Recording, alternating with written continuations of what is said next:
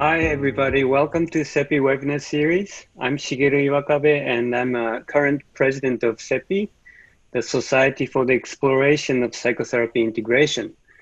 So SEPI is an international organization, and its mission is to promote dialogue among clinicians and researchers and the clinicians of different orientations. So we have a very special open dialogue with two giants in psychotherapy integration. Dr. Marv Goldfried and Dr. Paul Wachtel on an overview of psychotherapy integration, history, current issues, and future directions.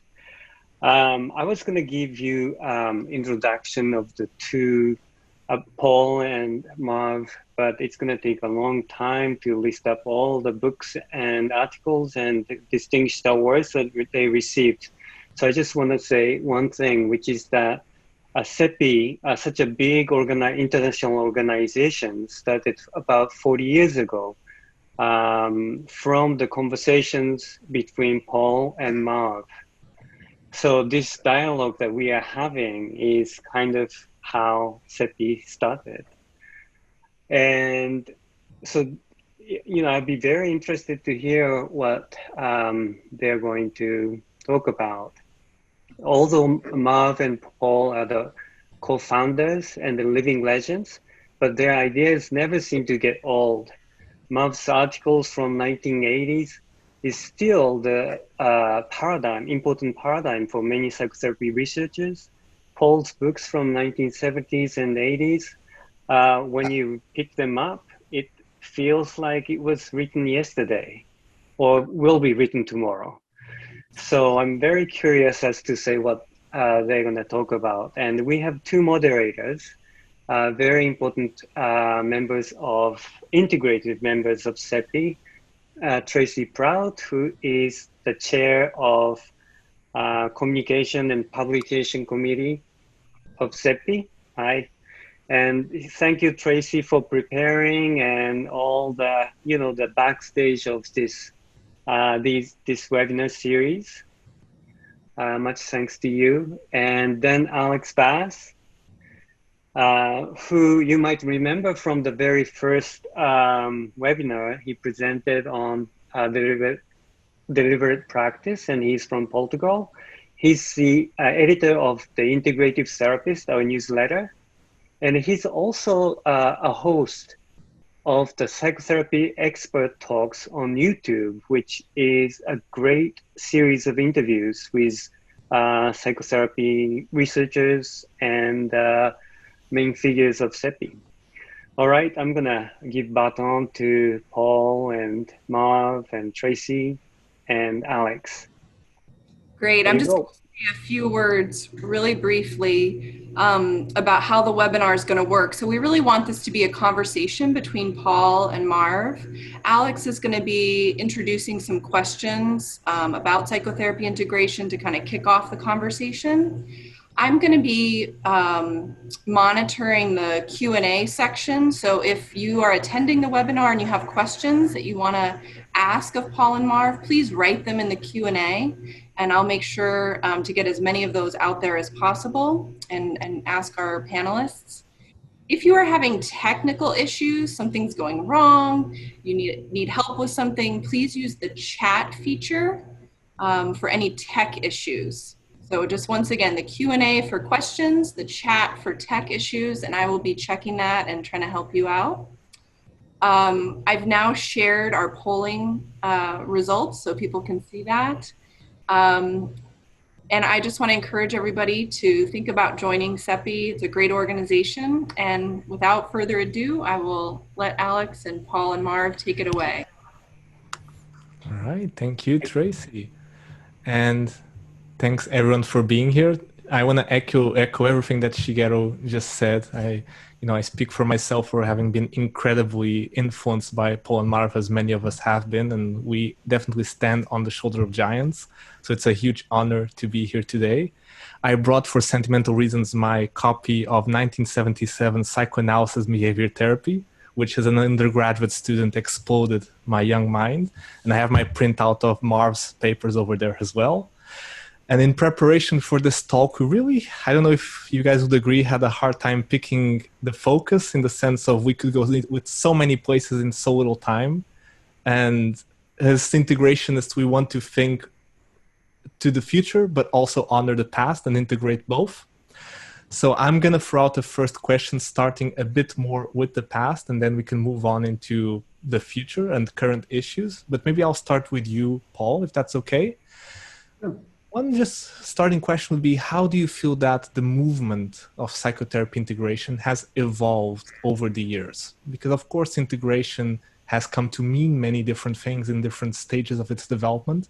How do you see its evolution over the years? I think to begin with, it really started more as, there's a term that Marv had used, which I think captures something accurately, that it started in a stage of desegregation before integration, which is really bringing together points of view that had been kept apart.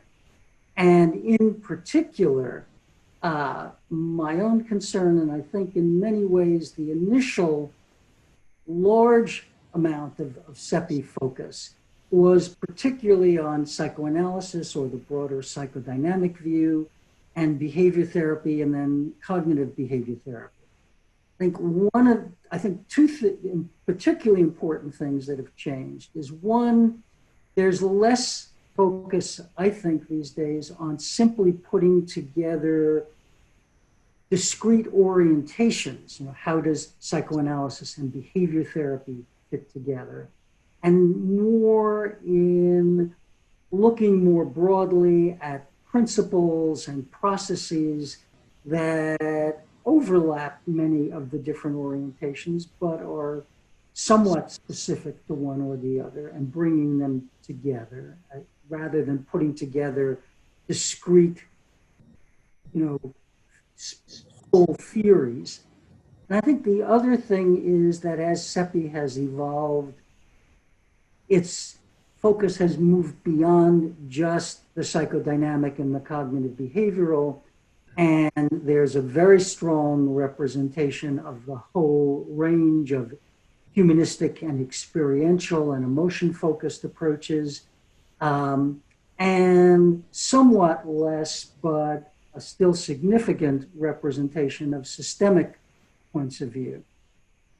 And then, and I won't go into it now because I want to leave time for real dialogue between Marv and I, but moving beyond the traditionally psychotherapeutic more generally to integrate neurophysiological, other biological and bodily points of view, and something I want to talk about more later, the social context, which many people around the world are becoming more alerted to its importance.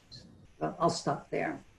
So let me reciprocate, Paul. Since you quoted me, I'll quote you as to what influenced me at the very beginning. And that was your notion of the therapeutic underground, where you didn't see it in print and you didn't see it at formal meetings, but you saw it after the meetings were over, when people were at dinner or sitting in a bar, and essentially saying, my approach is really limited. You had found that with your colleagues. I found the same thing with my colleagues. And many of these colleagues were the people who were writing the books and doing the research. So this was kind of a secretive type of thing. And since we both noticed it, we started getting together to meet for lunch in New York. And as I've indicated elsewhere, we knew our relationship had gotten serious when we started meeting for dinner, because our lunch meetings, when lunch was over and we got kicked out of the restaurants, we were dialoguing on the streets of New York City and decided we needed more time. And then it eventuated into integration. I'm not quite sure I know what integration is anymore. When I first was interested in setting out common principles, I was more interested in something that would be totally different and not school related. But at the time, and this is in the 80s, I think we needed to talk to each other more and learn from each other more. And I think we went through that period of dialogue.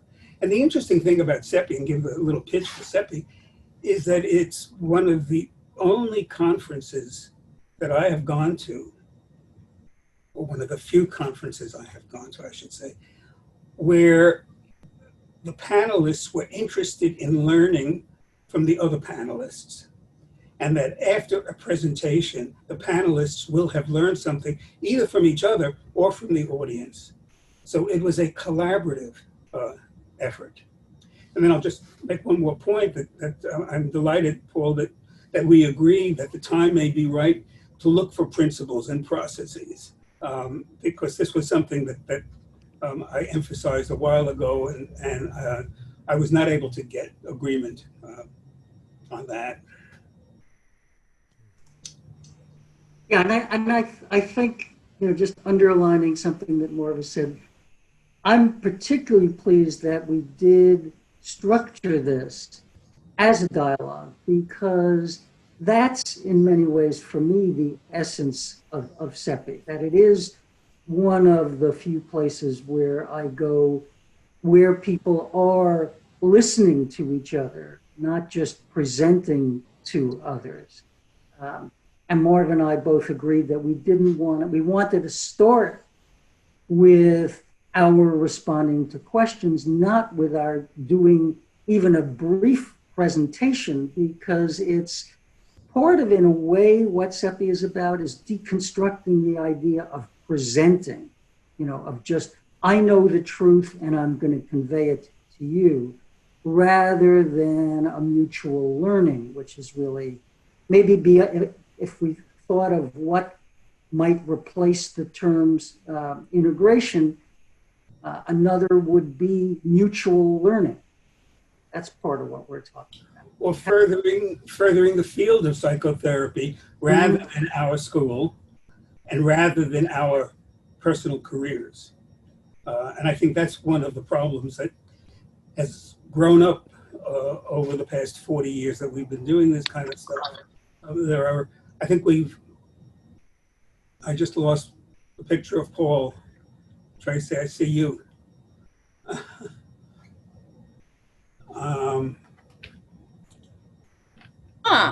Try the speaker view at the top right. Full screen? Or gallery view. I'm seeing you. Okay, that's better now. Better? Okay.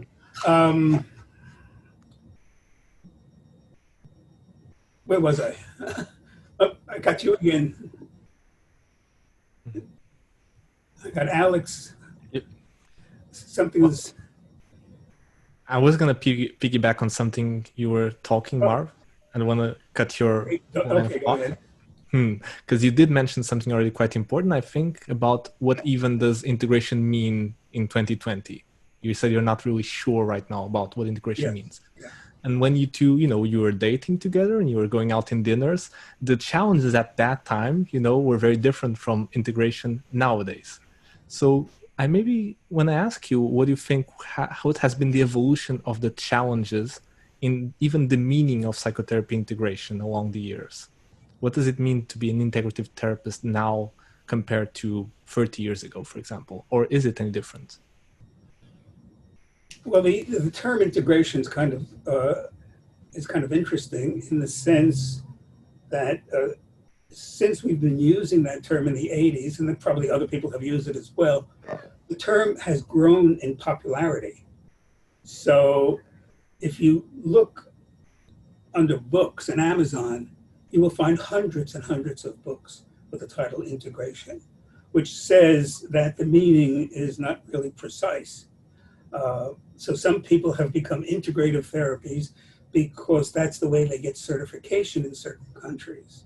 And what they're integrating can vary from person to person. I think my view at this point, and given everything that is going on, and certainly the pandemic and its need for answers provides us with motivation, if not crisis, on which some sort of consensus can be built. And I think the question is not what are the similarities and differences across therapies, or how can we use one therapy even though we have another orientation. I think we need to look at the broader scientific question on what can we agree.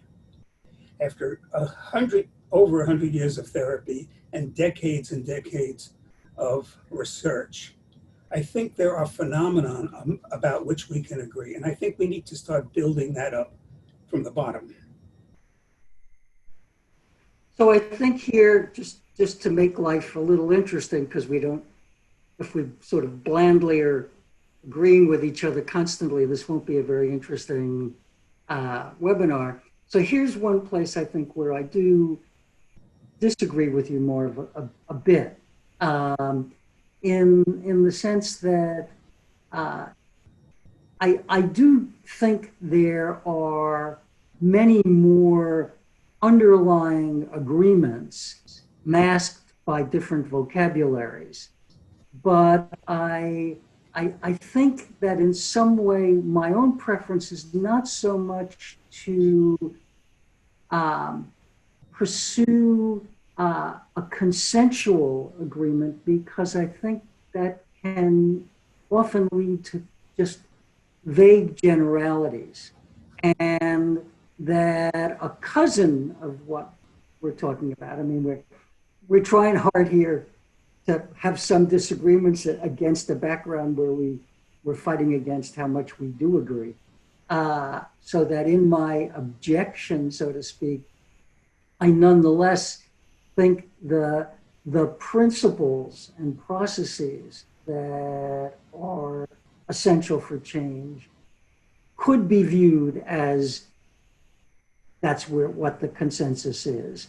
But I'm still more concerned with understanding and articulating and seeing the evolution of our understanding of those principles. And I'm not so much concerned with constructing a picture of the consensual yet. And I think maybe that's because, and this is something I'll just sort of drop and put up there as a kind of a bookmark to come back to. And I think there's this odd paradox that we're facing right now in our field, where on the one hand, it is true that an enormous number of therapists now describe themselves as integrative. And in fact, part of the reason that it becomes hard to define what integrative is because so many people claim to be integrative. But the paradox is that this is existing simultaneously with what I think is greater hostility in some way between proponents of the major schools.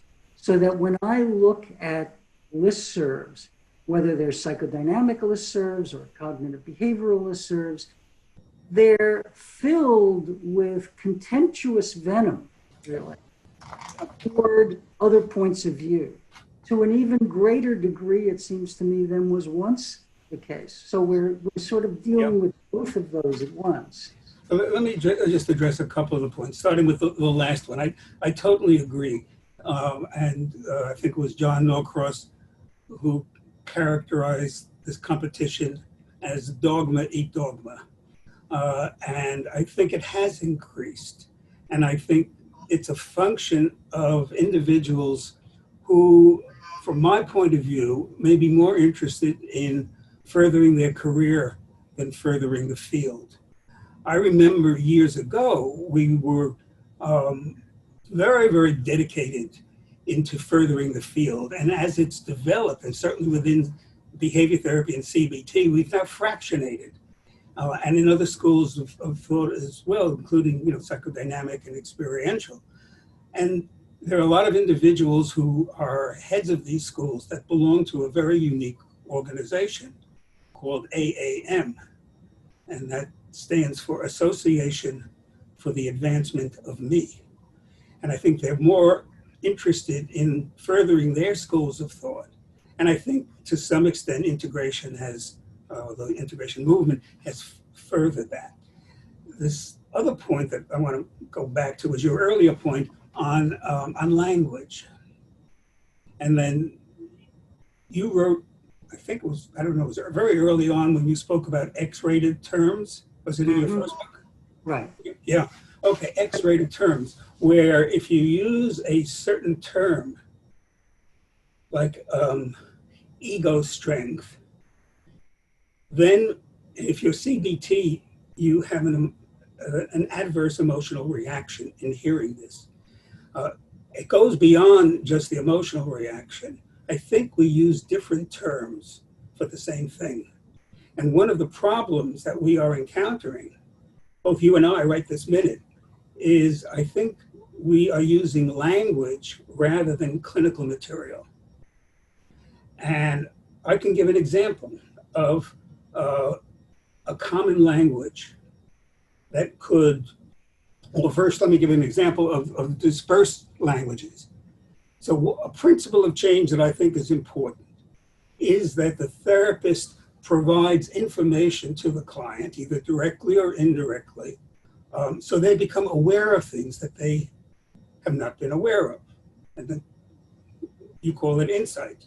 Some people call it awareness. Some people call it metacommunication. Some people call it reflective functioning.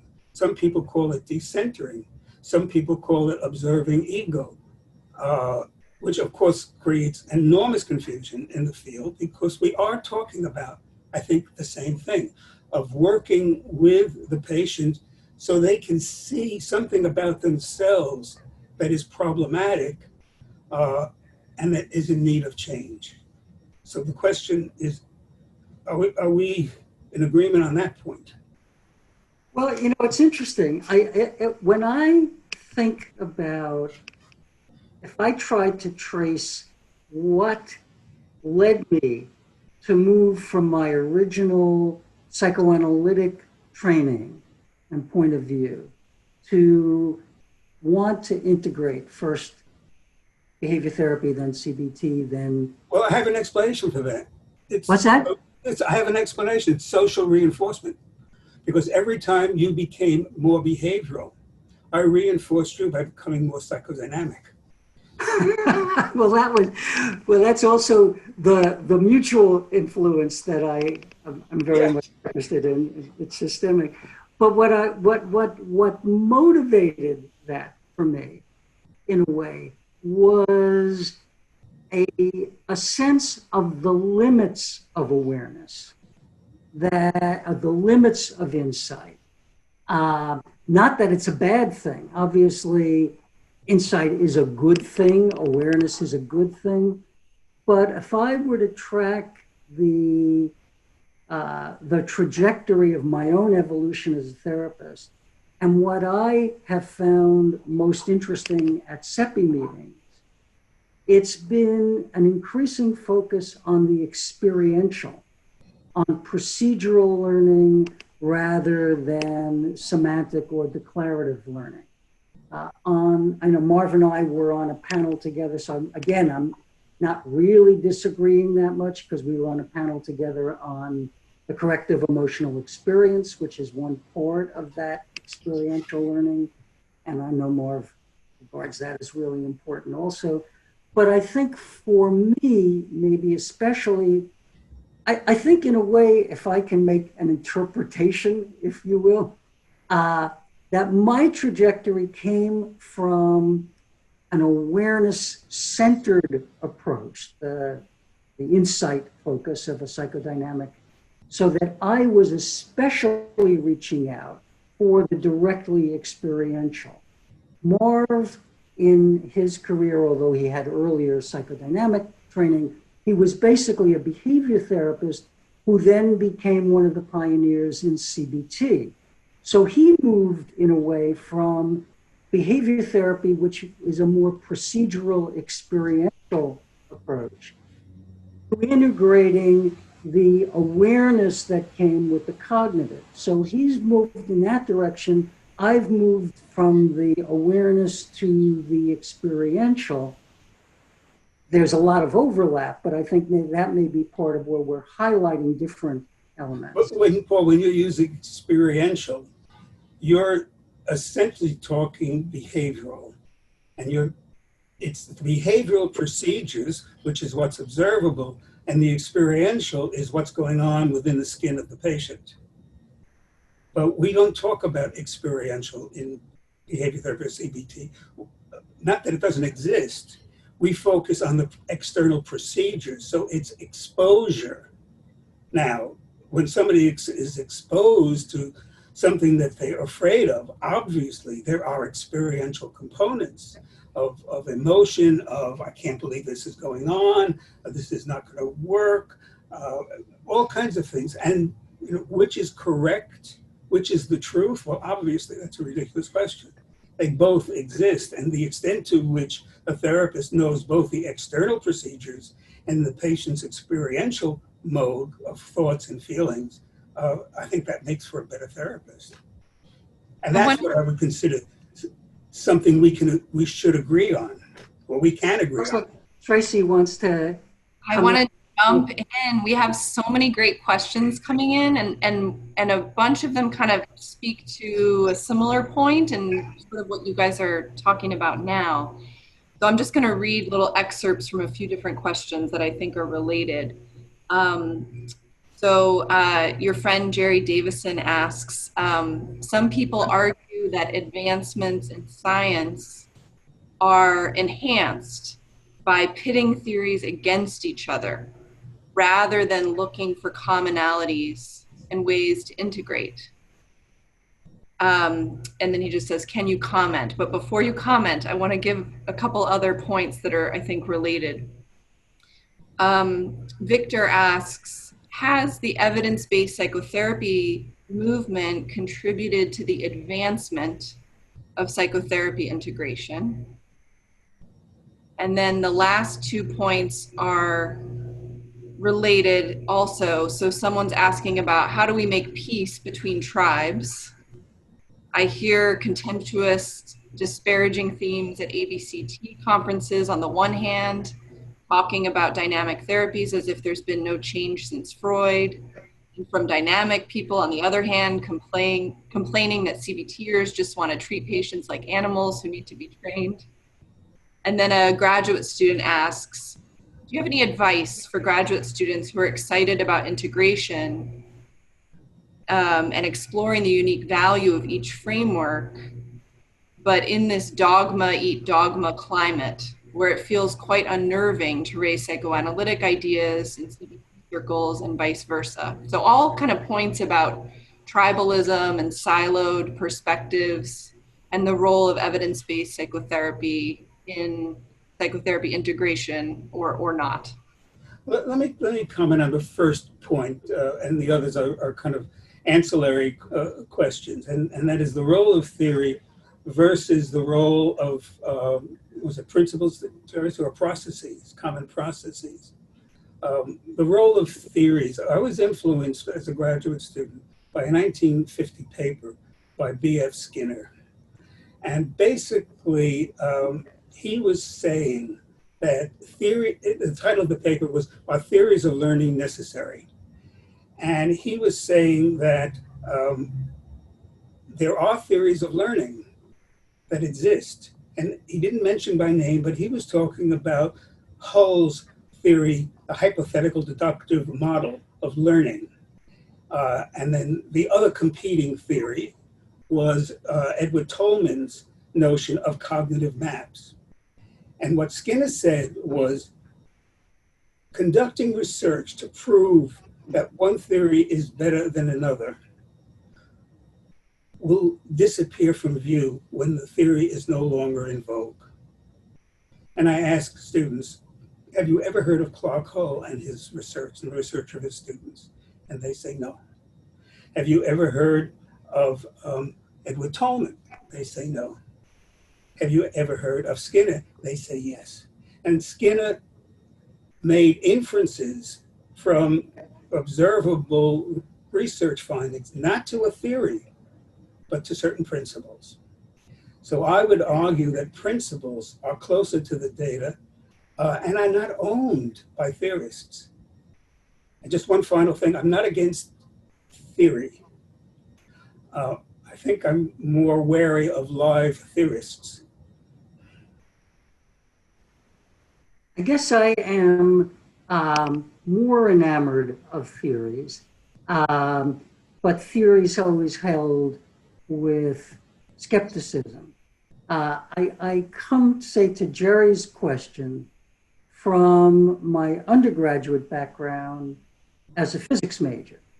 And when I think of the pitting of different theories against each other as the mode of advancement, I think the challenging from different points of view, the finding of anomalies in phenomena that don't fit with a theory is a source of advancement. But when I think, for example, of, say, Einstein's theory of relativity, which transcended Newtonian physics and challenged some of its basic assumptions, like a fixed frame in the universe.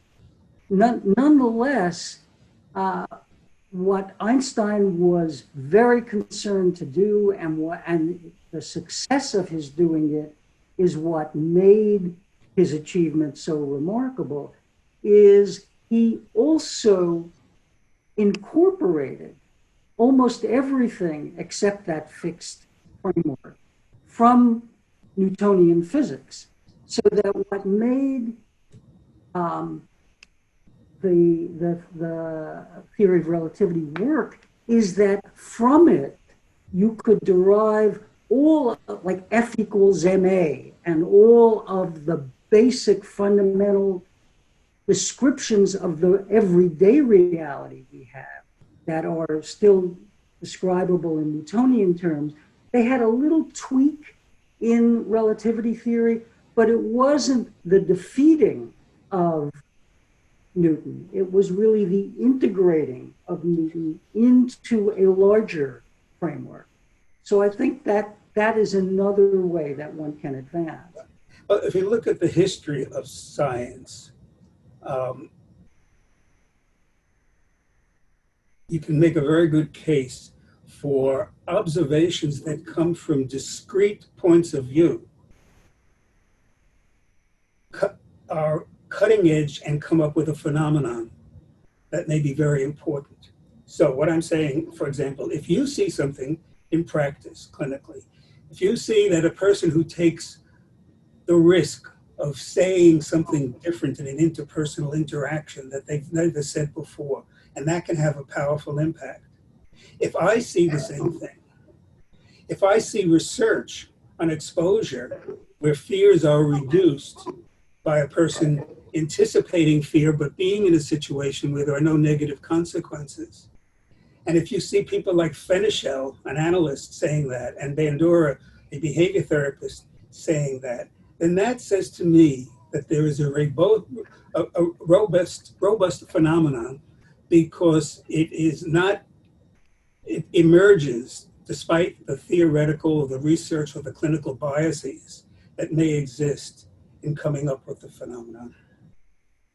And that says to me, this is something on which we can agree, and we should look at it very closely clinically, and we should base our research, and we should conduct research on the basis of this. I don't think the field of psychotherapy has any Einsteins.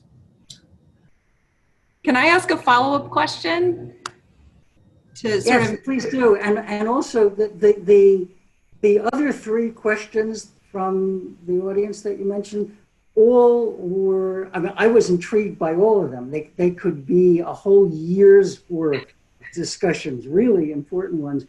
But in getting immersed in the first one, I sort of lost them for a moment. So if you could also, kind of case of those. Absolutely. And the question I was going to ask is tied to those. So the follow-up questions were about sort of dogma and tribalism and how to navigate that, and sort of the personalities, I think, that can come up. I know, Marv, you mentioned I believe it was American Academy of Me, I think is something. Association for the Advancement of Me, yeah. Oh, excuse me. I'm not a member yet, so I forgot. There are many, many branches throughout the world, except they never meet together, except maybe in a mass conference every once in a while to argue with each other. But basically, and they have many, many followers. So related to that and this idea of tribalism, someone asked, do you have a life hack, a strategy for talking with colleagues who are narcissistically invested in their own framework? So that's sort of dovetailing with the tribalism and siloed. Do we have a strategy? Or a life hack, yeah. My strategy is usually avoidance. Is what, Marv? Avoidance. Uh-huh. I would say my first strategy would be to invite the person to join SEPI. And I say that partly because what has struck me about SEPI meetings, for example, is that it's one of the few places where people seem to check their egos at the door. And where I have heard people, I can think of a few embarrassing exceptions, but by and large, I've heard people who I've cringed when I've heard them present elsewhere because they were so much part of that Marv's AAM. But at SEPI, there's something, because social context matters. And this, again, I want to come back to that bookmark, because so much is going on in the world right now, and especially in the United States, about the importance of social context, of social location, and so on. And I don't want us to forget that. One part of social context is that SEPI is a social system in which people are induced to listen. And so there's less strutting in a way. And so the first step toward cure of those people is to get them in a SEPI meeting. Well, just to interrupt a second, I know exactly which presentations. Actually, I remember two, and we were both in the audience together. They will be nameless, but these individuals never returned. Yes. Because they did not meet a receptive audience. Mm-hmm. Exactly. Yeah. We both have a sharp memory of that experience. Yes.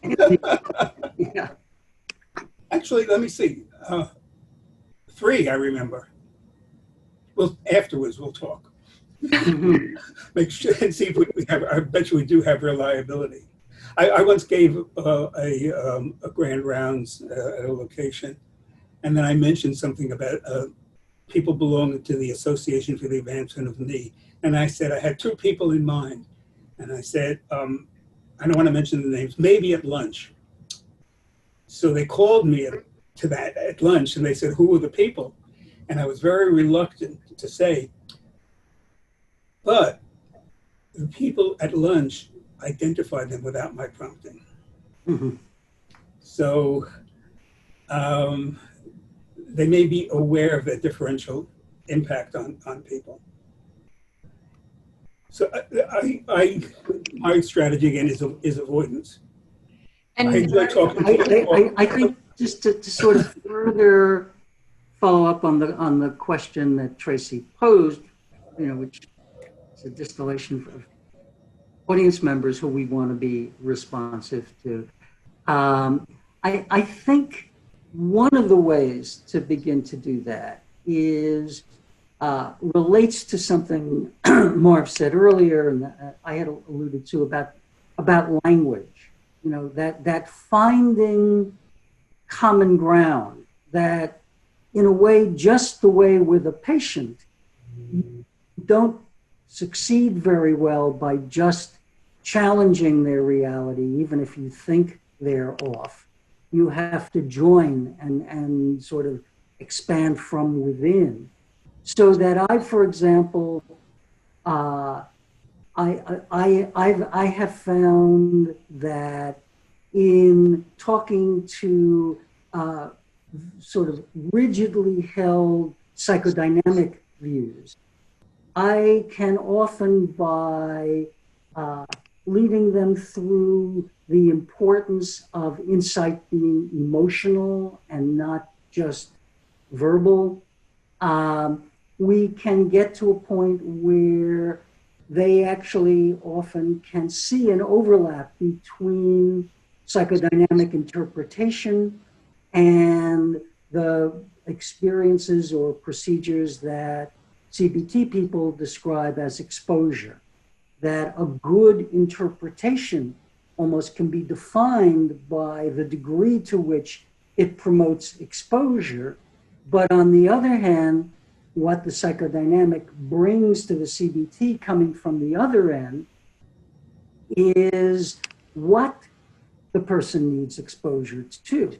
And if we look at a very large segment of the problems people bring to us, they come from having learned very early in life and then having built their personalities around avoiding certain thoughts or feelings or awareness of desires.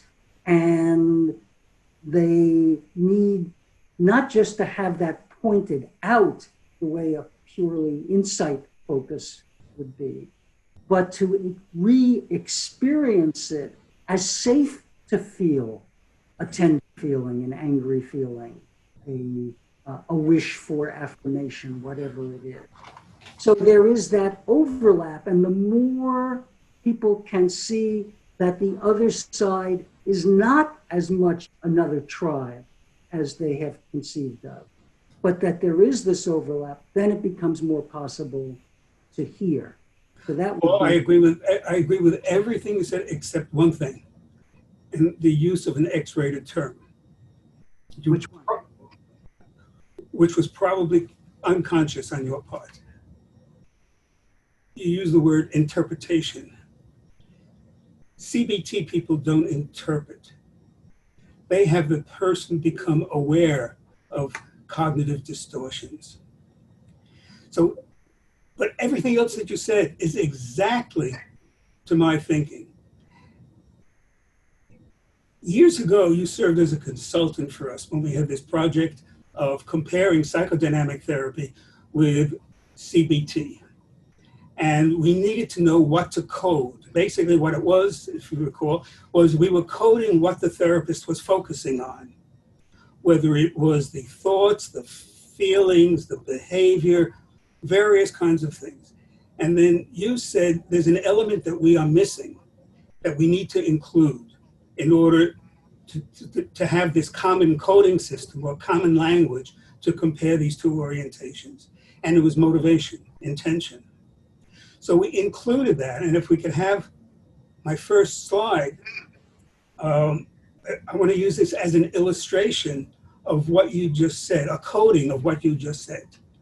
And I won't use the X-rated term interpretation, because when I do, I get very nervous, and my CBT colleagues get very anxious. It's called a conditioned emotional reaction. Okay, this is really basically an old model of that we all know, where we have an external situation, a stimulus, we have a response, and we have a consequence. This is very behavioral. As behavior therapy became involved in cognition, we needed to fill in something between the external situation and the response, which we call generally organismic variables. But in order for us to do this comparative coding of psychodynamic and CBT, we needed to break it down. This is inside the black box: the thought, the affect, the intention.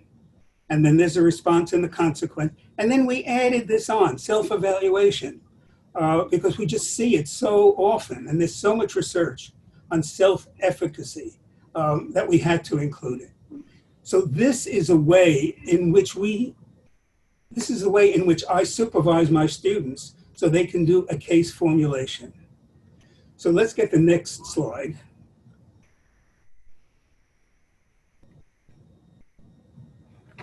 And essentially, this is the same thing. There's your situation, thought, affect, intention, response, and consequence, and self-evaluation. So let's take the corrective experience. And let's take it within a therapeutic interaction. The situation is the patient is in an interaction with the therapist, and the therapist says something. The patient may have certain thoughts about this. It may label this verbalization on the part of the therapist as not caring. This person doesn't care about me, and then they feel sad or anxious or depressed or something. Okay, are we on the same page so far, Paul? Yeah, and I'm even getting exercise going up the staircase. What's that? You're getting the exercise going up the staircase. A little bit of mental gymnastics. Okay, so we got a situation, the thought, and the affect. Would this characterize an interaction you see psychodynamically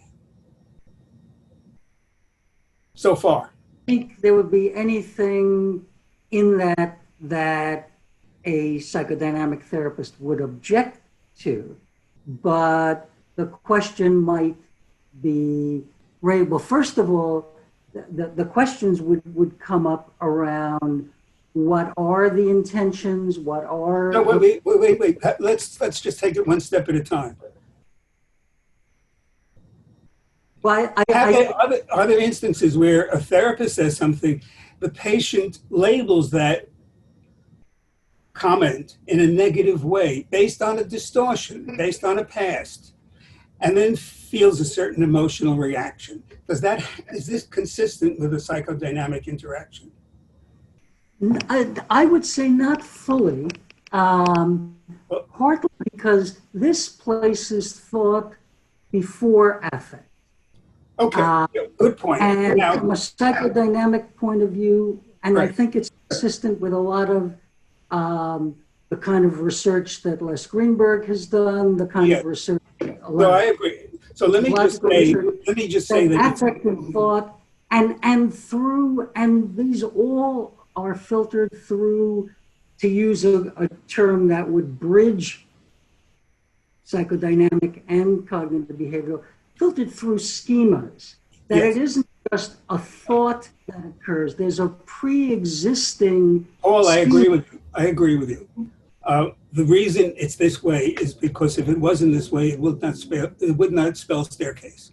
I know, exactly. An acronym that therapists and trainees can use in order to know that there are different variables. And yes, there is neurological research to show that sometimes situations directly result in affect. And sometimes there is no thought involved. But there could be a thought, or the thought could follow afterwards. The therapist says something, there is a negative emotion, and the patient may have a thought. I don't like that. I would like to say something, but I have a thought, an anticipatory thought. If I say something, then something negative might happen. So I am not going to say what I want. So I will remain silent. And the consequence, well, there may be no consequence, except maybe it's a strain in the relationship. And self-evaluation may or may not be negative. Now, the corrective experience is that the person focuses more on what he or she wants to say and says it and says, I don't feel reports. I don't like what you just said. And the consequence might be that the therapist says something that clarifies and doesn't react negatively. So the corrective experience is an anticipation that something bad might happen.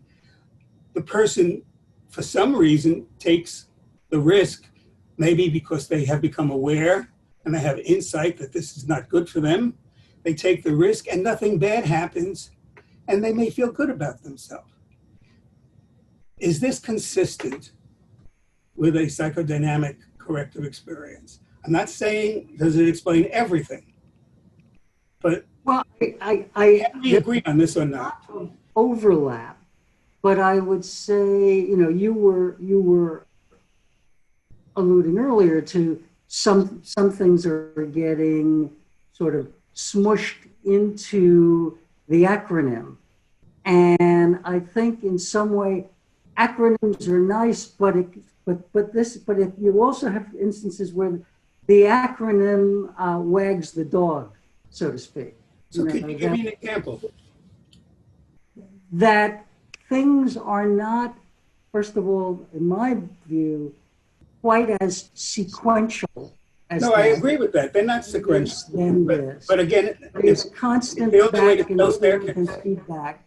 And what's left out of this in some way are larger predilections, larger, whether, there are different terminologies.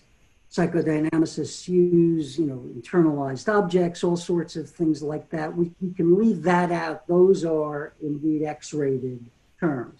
Okay. But some, like for example, even Beck, who I regard as much too rationalistic and as to some degree an impediment to integration. I think there are other versions of cognitive behavioral work, including your own, that are closer to the clinical data. But even Beck uses the term schema, and you don't have schema in this. And I think it's these larger structures and predilections that are shaped. They're not just thoughts. They're not just sort of linear sentences. They're often at a level that's not verbalized or even verbalizable, but they're emotional predilections. Paul, I totally agree with you. But my question is this sounds a little bit to me like a yes, but I'm not quite sure that the yes is a yes. Yes, indeed, there are more factors. The thoughts are driven by schemas. The thoughts are driven by self-schemas, which color the self-evaluation. So some people, even though they have done quite well and produced a positive consequence, may have a negative self-schema and consequently may rate this whole sequence in a negative way. I don't disagree with that. I think that's very important.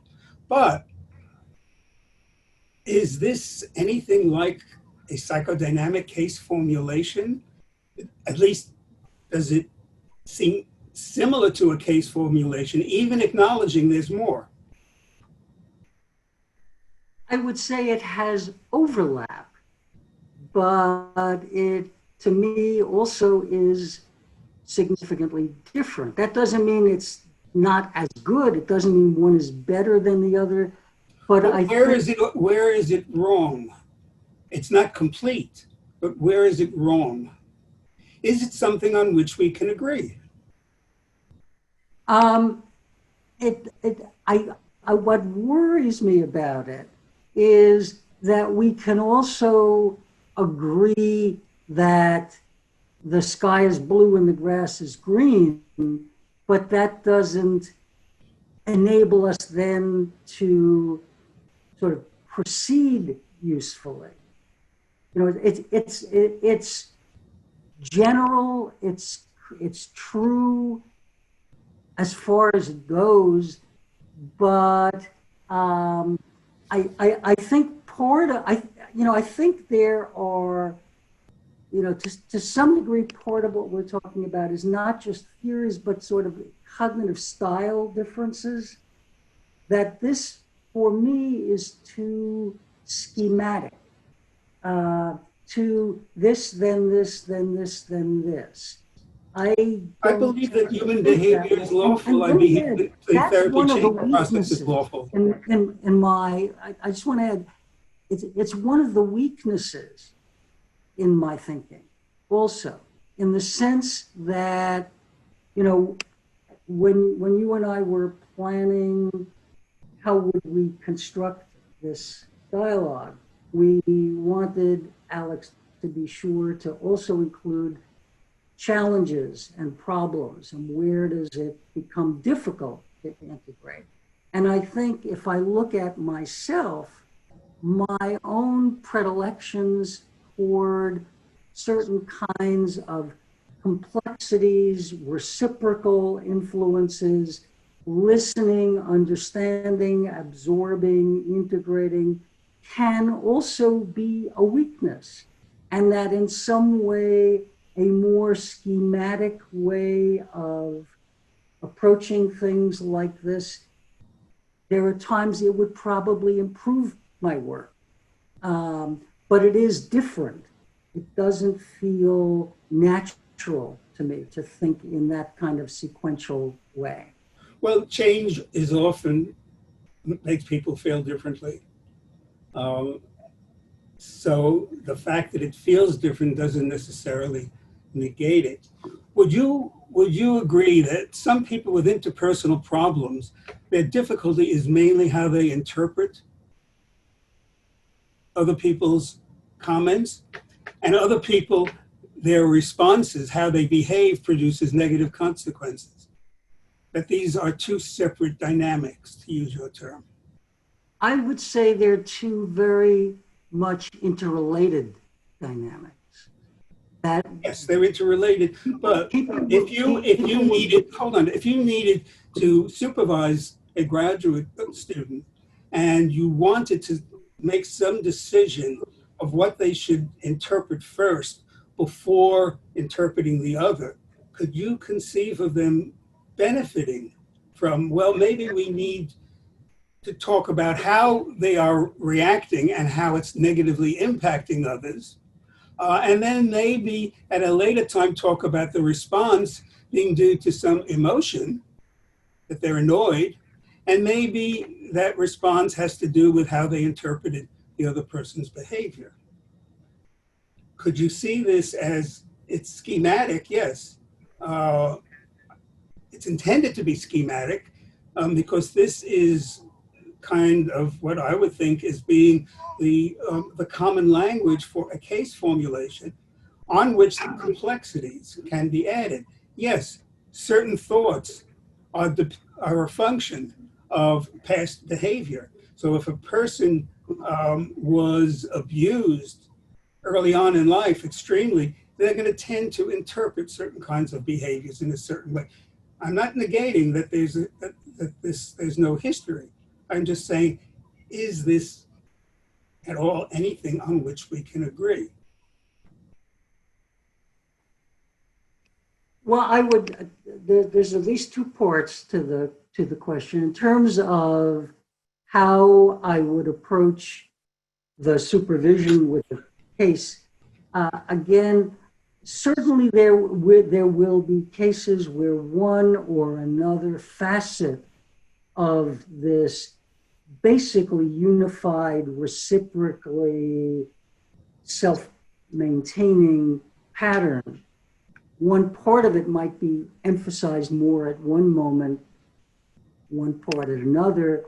For some patients, one part of it may be more predominant, but I am more struck by how they fit together. That, for example, in maintaining a good therapeutic alliance, if you're trying to promote behavioral change, the more you communicate it in a way that communicates the emotional experience from which the behavior arises, the more likely you are to be heard. I agree with that. And I think one of the faults of CBT people is that they talk but let me come back to another behavior. part of it that just occurs to me, which is again part of what I think is a problematic foundation that Beck and Ellis gave to CBT, and the constructivist cognitive therapists provide what I regard as a much more valuable alternative. Because this starts with situation, as if the situation exists objectively. And especially since most, we might be, I'm not one of these radical constructivists where I believe the table in front of me is wood and it's not just my opinion. But most emotional experiences, what the situation isn't so objectively and clearly given. So it starts with a situation and then it gets distorted, which I think is the problematic Beck and Ellis rationalism. Right, but I'm not talking about Beck and Ellis. I'm talking about this. I disagree with Beck and Ellis on exactly the same points that you have, that it deals with an intellectual system rather than an emotional system. So I'm fully on board when it comes to emotional schemas. And I do think the timing of interpretation, which is a psychodynamic concept, is very, very important, because if you are trying to help the person deal with their problem, then you need to have timing in such a way so that the problem is manifesting itself in the session. So there needs to be some emotional arousal that takes place with the corrective experience, because otherwise it would not be corrective. So I don't disagree with any of that. I think Beck's cognitive therapy, unfortunately, has been conflated with CBT, and there are differences, and we have demonstrated these differences in the case of Richard, where Beck, Meichenbaum, and Strupp, and Beck all made the link between what a situation and thought. With regard to Richard's problematic interaction with his wife. When your wife said that, what did you think? However, only Meichenbaum and Strupp dealt with the response-consequent link. They said, do you think you may have contributed to the problem in the relationship? Beck did not. He was constrained by his theory that this is the link to be made. Whereas Meichenbaum and Strupp did both. So I do think there's some utility here in making differentiations, however schematic, in what goes on in different forms of therapy. Can I jump in for a second? We have about 20 minutes left, and I want to make sure we get a few more audience questions in. And Marv, I know you have one more slide. You want to cover that? That'll be at the very end. Oh, okay. Okay. Should I go? Do you want to talk about this more? Should I go ahead and stop the screen share? Oh yeah, you can stop it. Great. And then Alex, do you want to jump in? Sure. I mean, I was also immersed in what Paul and Marv were saying.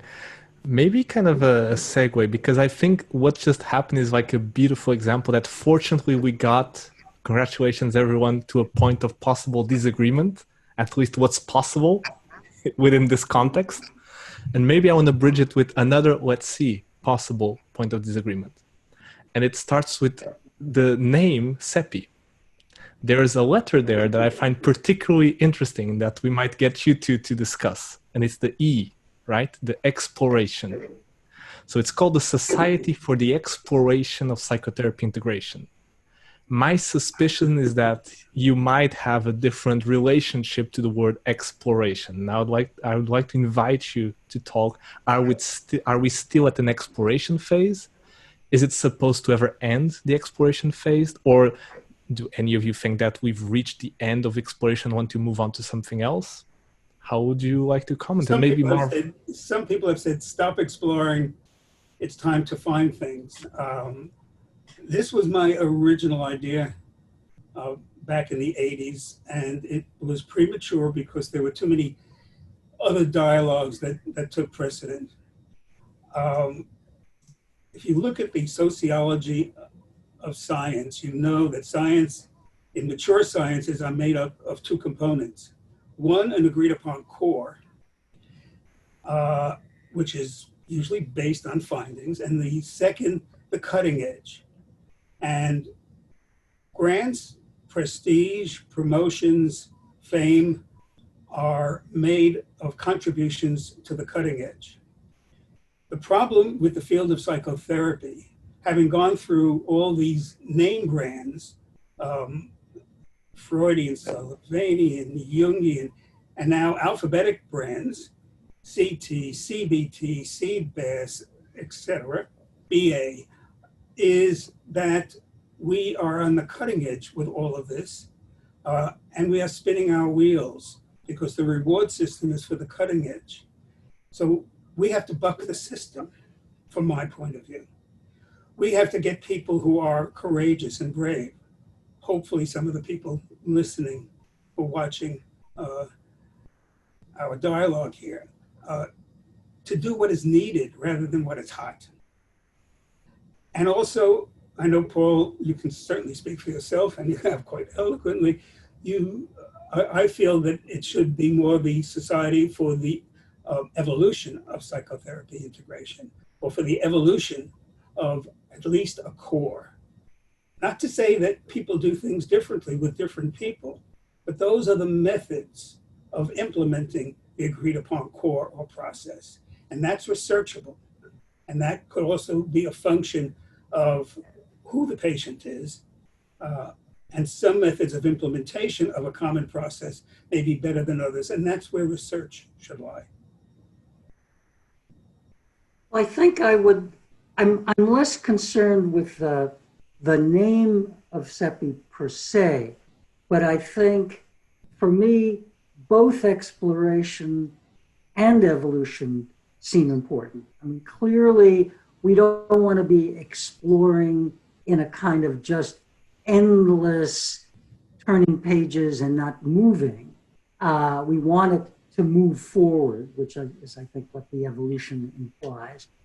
But I think of, when I think of your question, Alex, think of something I read a number of years ago, and I have cited a number of times in response to what I believe is a very problematic focus on the nature of what I think evidence-based practice is important, but it's also so often a propaganda term because it usually means certain kinds of evidence only.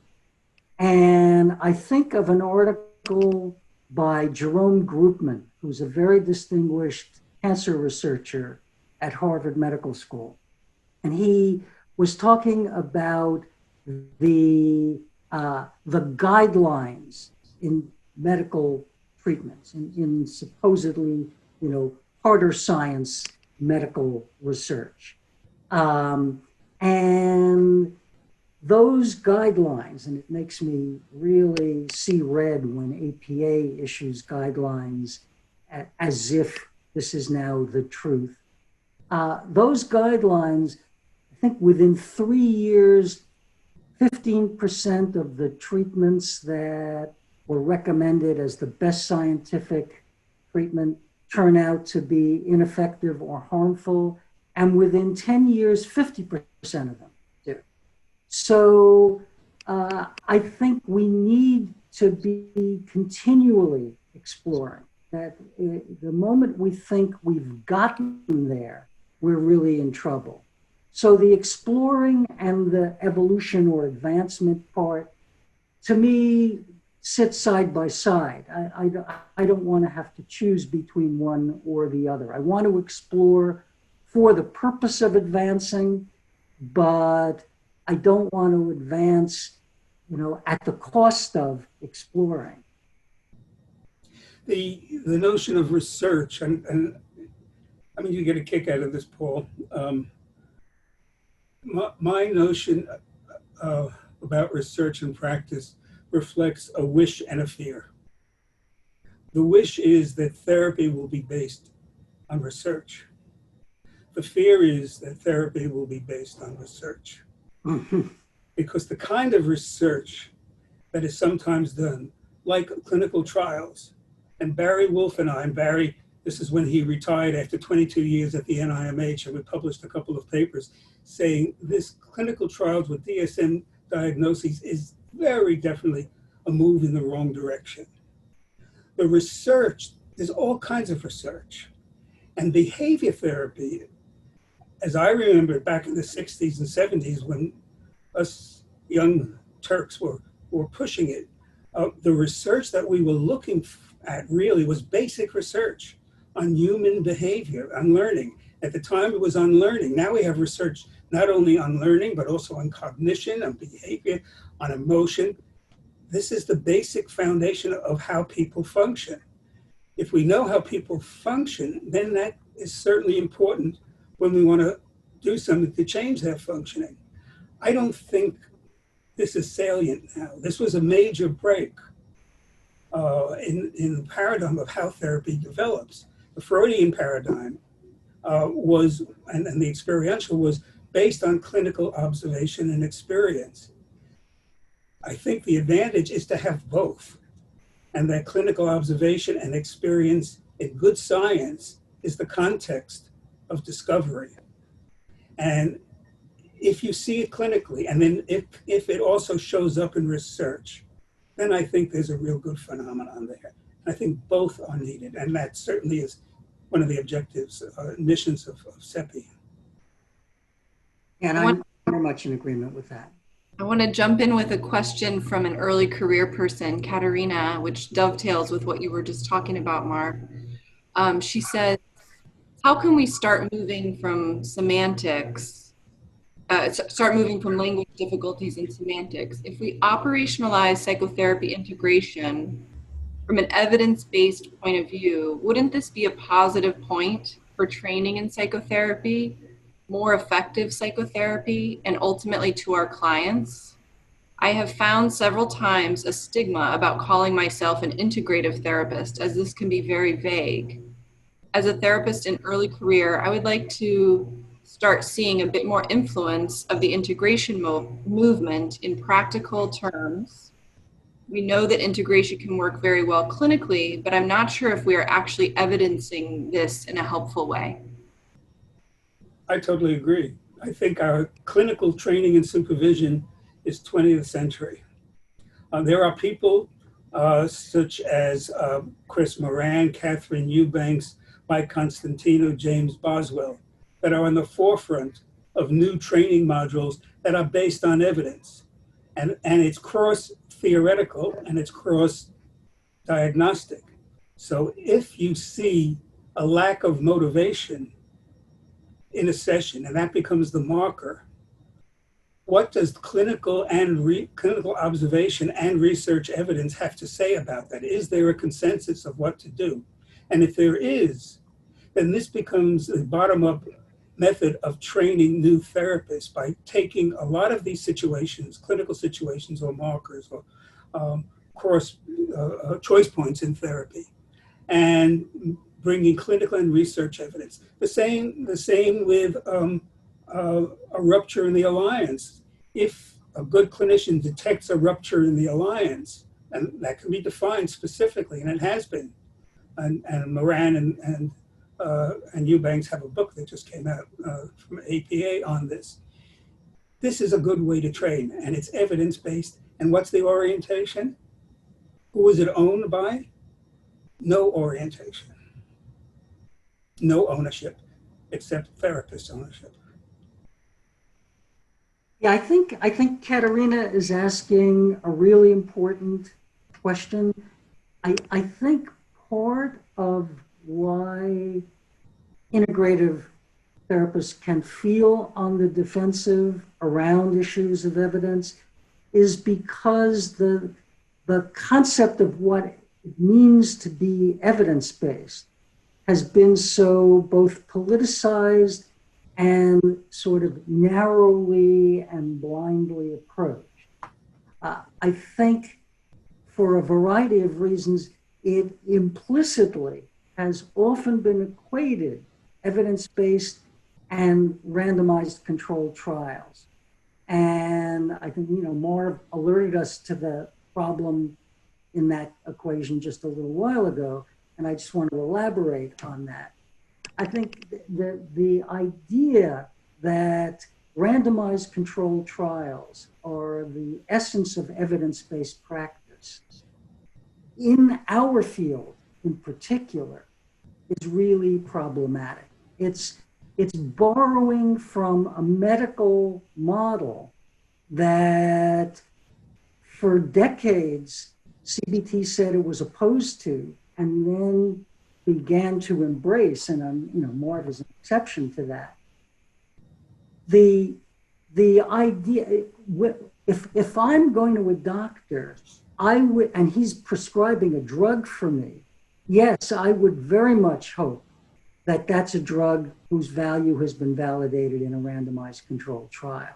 But that's because with drugs, you can do double-blind studies. And when the study is not double-blind, it is not the gold standard. And in psychotherapy, you cannot do a double-blind study of a randomized controlled trial.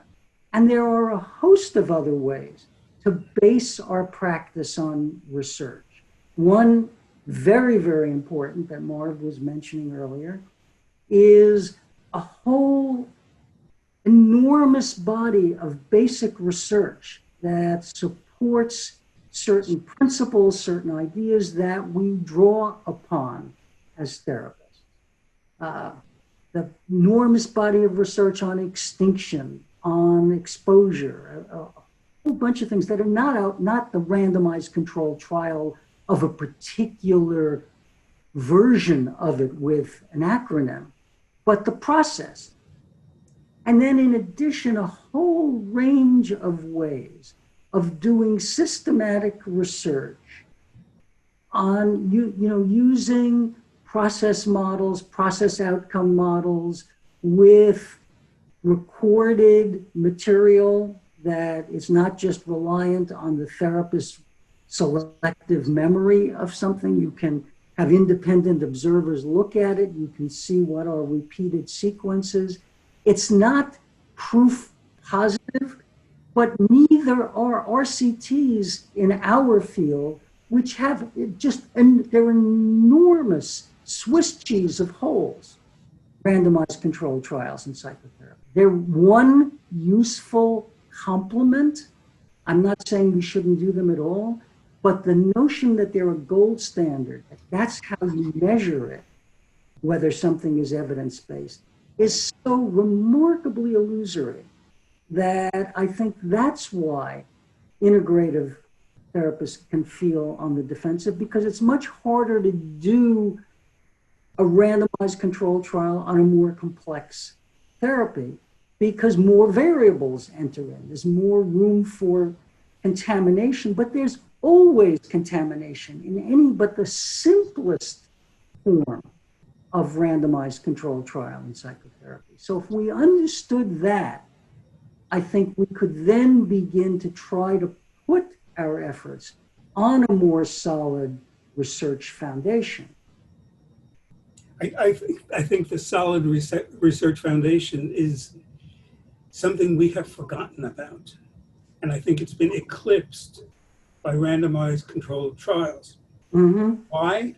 Because that's where the money is. You follow the money. So for about 3 decades, we've been doing these ridiculous randomized controlled trials on, say, social anxiety, using public speaking anxiety, which was part of an earlier research effort by many, many, many therapists back in the 70s that demonstrated that, yes, you can reduce public speaking anxiety, but because public speaking anxiety is part of a disorder, you generalize from, I can now speak in front of a group, so I no longer have social anxiety, which is ridiculous. So methodologically, there's naivete.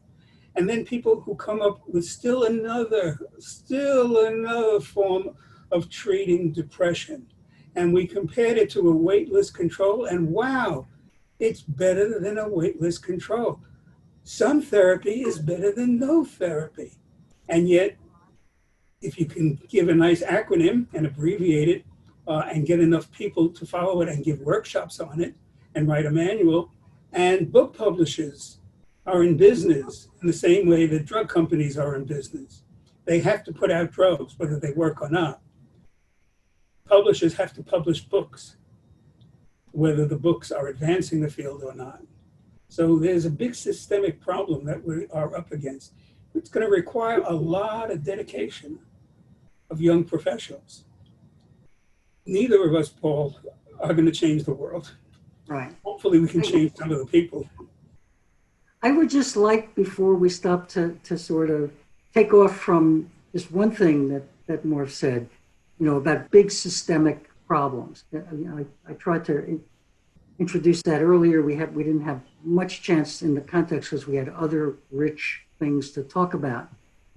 But I really think, in thinking about where does psychotherapy integration go, I think one of the really important challenges is to take into account the big systemic problems that we have that include the problems in our society at large.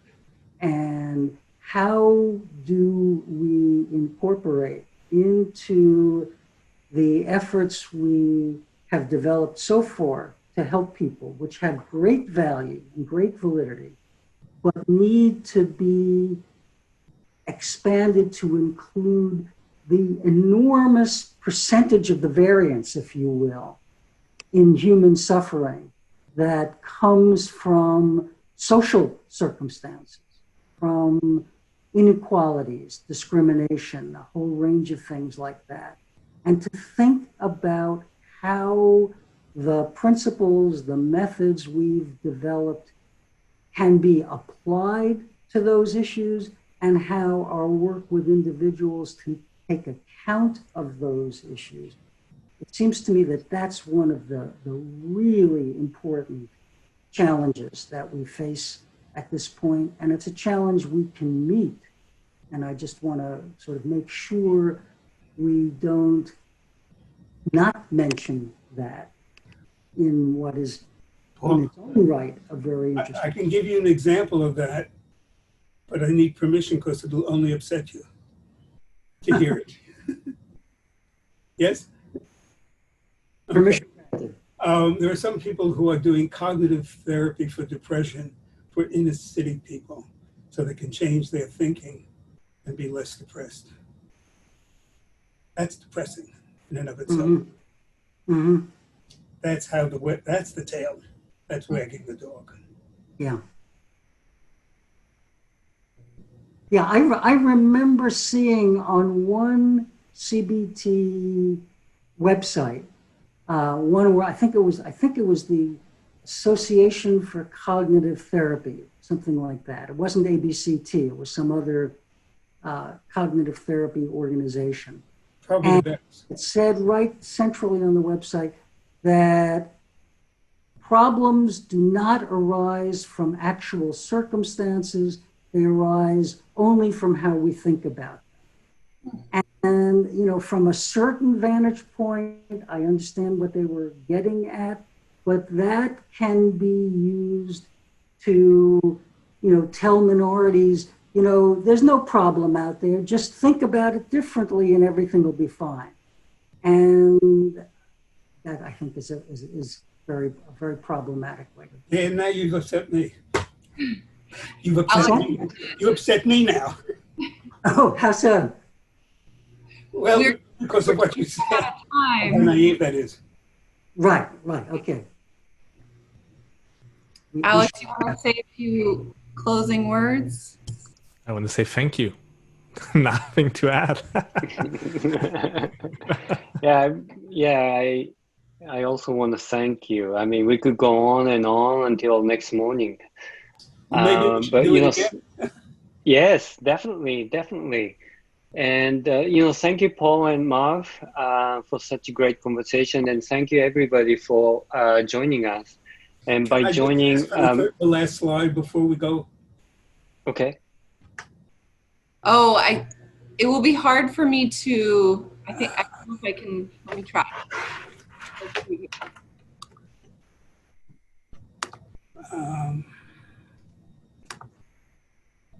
There we go. That's not the last slide. There's one more. Oh, that's the only one I have. Okay, can you let me show it? Sure. Oh, you just did it. There it is. No, go back. You just did it. You can take some seconds to get there. Yes. An expansion. Nope. Just the last slide. That's it. An expansion on some of the things that I've said up here in the American Psychologist article at the end of last year.